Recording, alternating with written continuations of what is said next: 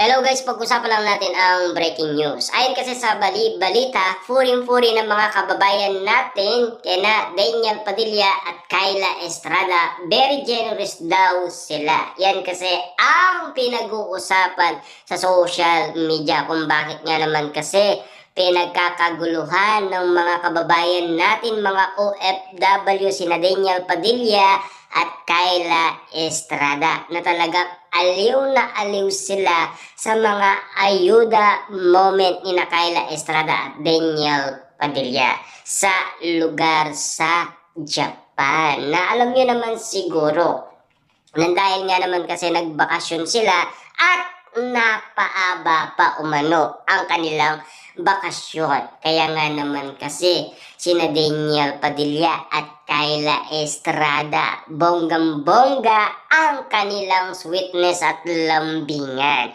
Kaya nga naman kasi ang mga OFW ay kinabaliwan ang in love na magjowang sina Daniel Padilla at Kyla Estrada. Grabe nga naman kasi ang mga pinapakita ni na Daniel Padilla at Kyla Estrada. Kahit sino maniniwala sa mga chismis na kumakalat sa social media. Kahit wala pang pag-amin galing kay Daniel Padilla at Kyla Estrada, masasabi mo talaga na magjowa sila or higit pa sa mag-asawa. Yan kasi ang iniisip ng karamihan. Kaya nga naman kasi bonggang-bongga ang nakikita nila at pinagmamasdan nila dahil sa mga kinikilos ni na Kyla Estrada at Daniel Padilla. Na alam niyo naman siguro, napapansin din naman kasi ng mga sausawera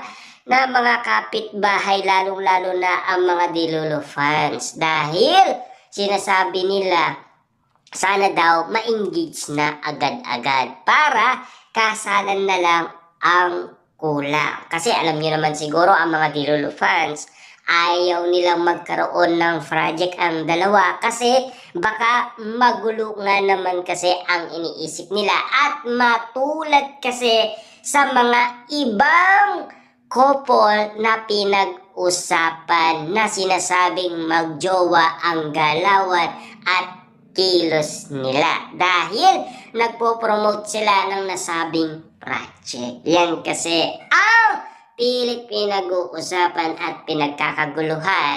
At least alam na ng mga Dilolo fans ang mangyayari kapag nagkaroon ng project sina Daniel Padilla at Kyla Estrada. Na baka nga naman kasi promotion lang kasi babalik at babalik din si Daniel.